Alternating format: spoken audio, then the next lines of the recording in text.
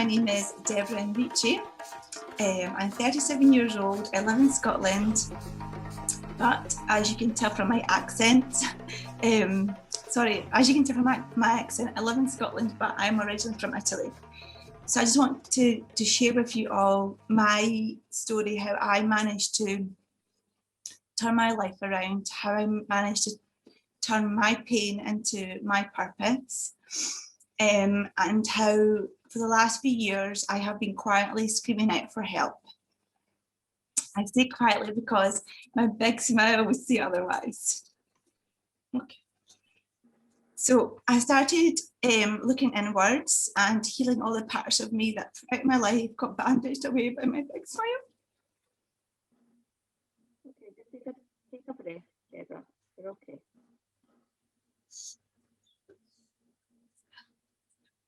Sorry, I've never really spoken about this sort of thing, so it's quite emotional. Okay, we're all here for you. You're doing great, Deborah. You're doing great. So I wanted to start my story off by telling you all that when I was 5 years old, I moved to Scotland with my family. And then I was knew a word of English. So starting in primary one was very traumatic. I remember crying a lot in class. I seem to be doing a lot of that. Because the teacher would talk to me and I thought I would be getting in trouble, but she was just simply asking me to move desks. I was in a different group. And I think moving to a different country, not knowing the language can be very traumatic. And I think that's when I started kind of not knowing who I really, really was. And I've always felt growing up like the odd one out. And I've always tried to fit in, but I just always felt really different. And this feeling of, I've always had this kind of turmoil inside. Do I belong in Italy? Do I belong in Scotland? It's always kind of lived inside me for as long as I can remember. And even though I am so grateful to be bilingual and to know the best parts of Scotland, Scottish people, and the best parts of Italy and Italian people, it's crazy how I felt this kind of emptiness inside. I wasn't kind of happy anywhere. And then I finally realised that it's not about where you live, and it wasn't about where I was living. It was not knowing my self-worth and kind of lacking self-acceptance for various things that happened in my life. I've also discovered recently that I'm an empath, and this has answered a lot of my questions. I used to think that I was kind of too emotional or weak. And now that I know that I'm an empath, I know where a lot of, my kind of personality comes from, and where this need to help other people comes from. So yeah, now that I know that I'm an empath, it's really, really helped me in my journey to self-healing. So what I'm doing now is I'm working on becoming an empowered empath and turning this into my strength, and loving this part about me as well, which has been really powerful. So I want to move on to the first significant part of my life when I felt really, really weak, and that I didn't know who I was, and I probably felt really ashamed of myself, was when I was 18. And I found myself in a really violent relationship. This relationship was very toxic. And not only did this man destroy my face multiple times, but he destroyed my self-worth.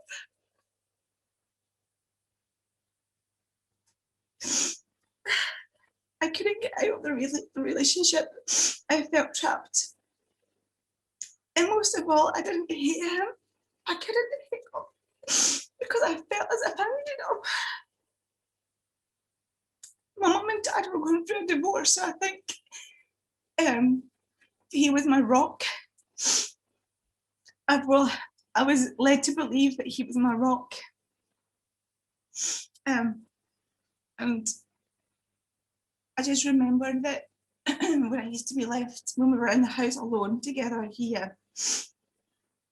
would make me believe that I did horrible things that I didn't do, and he would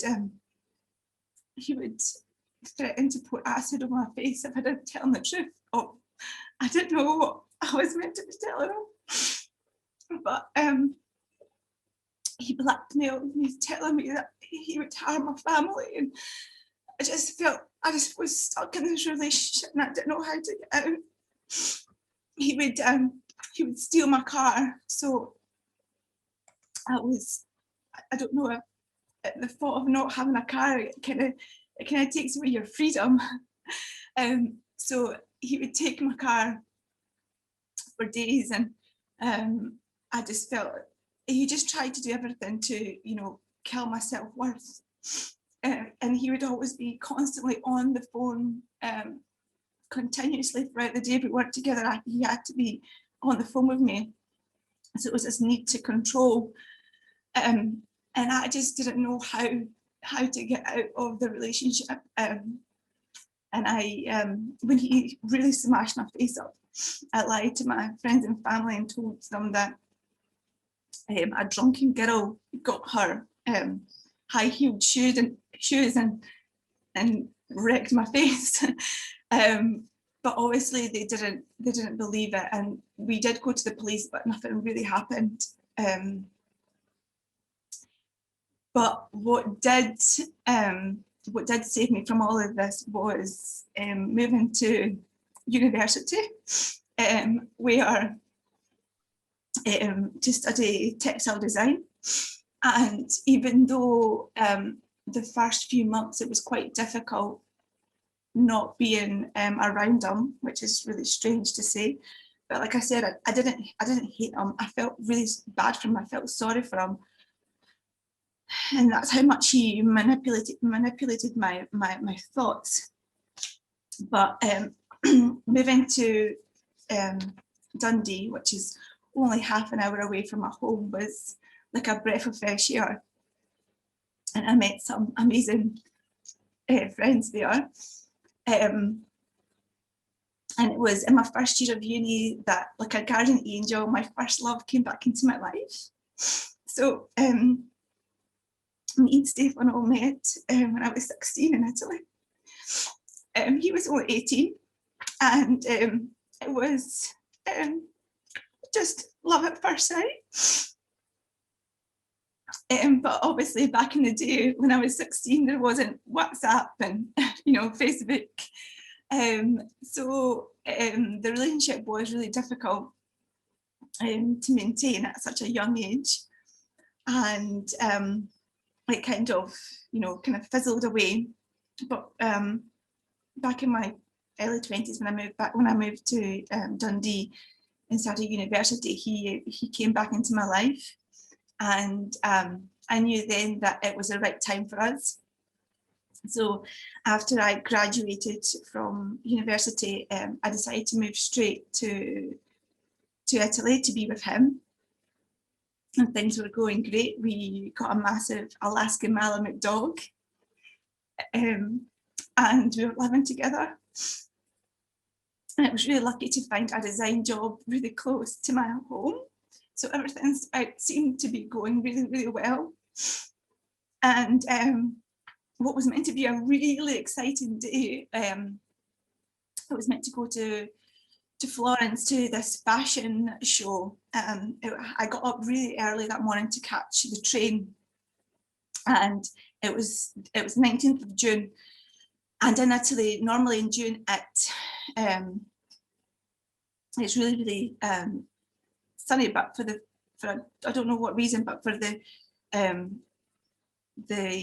previous days it had rained lots, And finally that day it was sunny, and I remember Stephen was awake because he was going to work, and I remember just asking him what time I should leave to catch the train, and he was just, this was like at 6 o'clock in the morning. He says, I'm going to work with my motorbike this morning because finally it's sunny today. So we said goodbye, and I told him that I had left him lunch, that I was so excited that I was going to Florence to this fashion show. And I had to catch 2 trains to Florence, to get to Florence.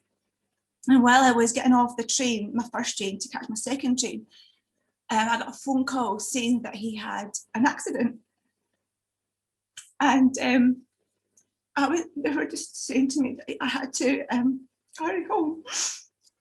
And I was just really confused. I was just, there was just like all the noise at the train station, and I wasn't sure what was happening. And so I managed to catch another train back home, and I was crying and crying. And the man sitting in front of me, this is just really weird because it came back to me while I was, writing out my speech. His eyes, he had the same eyes as my ex-partner that I suffered violent abuse with, and it was just to think back that they had the exact same eyes. I don't know. It came back to me while I was writing my speech, and it was quite emotional. But he on the train was telling me, "Oh, don't worry. Motorbikes are really dangerous," and he was telling me, "I really hope that he's not dead." And I was like, "Dead?" I was like, "No, he's just probably broken a leg." But when I got to the hospital where he was, I seen a massive sea of people, all our family and friends, and his brother told me that he was dead. And I just remember just digging my nails into his arms and just saying, "It couldn't be true." And from that moment, I had this anger, this rage inside me. I wasn't sad, I was just really angry. And it might sound really selfish, but I was just angry that because we had such a special relationship, that he could leave me alone. And I remember going to see him in the hospital, and he didn't look dead. He just looked, he looked like he was sleeping. And for days after, I kept wishing that I was with him when it happened, because I truly believed that if I was there, then he wouldn't have died.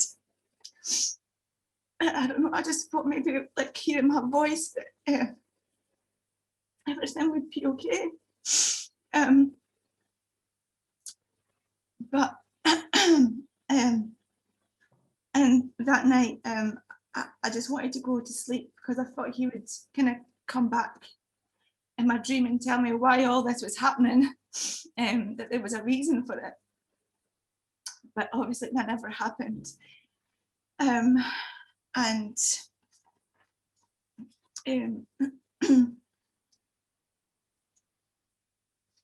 So I, like I said before at the start of my speech, I've never really spoken about, I speak about Stephen a lot, and I've also spoken to my daughter about him. I've told her, I've showed her photos of him, and I've told her that that's our guardian angel. But I've never spoken like this about these experiences. I've always kind of pretended everything was fine. Even when, even the day of the funeral, I had the biggest smile, just asking everybody how they were doing, and trying to mask and disguise the pain, because that was the only way I could deal with it. And I think with grief, everyone deals with grief in different ways, and there's I just think that what I've learned from my experience of grief is that we need to keep moving forward, because it's not a disrespect for the people that we've lost, but it's a way to, if we move forward, if we're able to move forward, it's a way for us to bring them with us.